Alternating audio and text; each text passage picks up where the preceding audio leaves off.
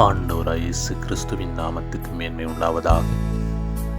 உபாகமம் 2வது அதிகாரம் வசனம் 7 இப்படியாய் சொல்லப்படுகிறது. உன் தேவனாகிய கர்த்தர் உன் கைக்கிரியைகளிலெல்லாம் உன்னை ஆசீர்வதித்து வருகிறார் என்பதாய். அன்பான தேவஜனமே, நம்முடைய ஆண்டவராய் இயேசு கிறிஸ்து எங்களுடைய கைகளின் கிரியையை ஆசீர்வதிக்கிறார்.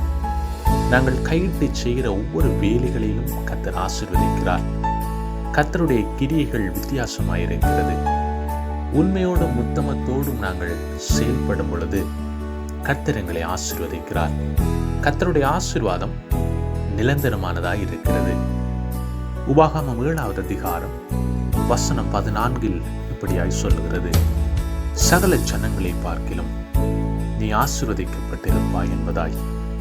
கர்த்தர் எங்களை ஆசீர்வதிக்கும் பொழுது அது மெய்யான ஆசீர்வாதமாயிருக்கிறது. ஆண்டவராய் இயேசு கிறிஸ்து உங்களை ஆசீர்வதித்து உங்களை பாதுகாப்பாராக. God bless you.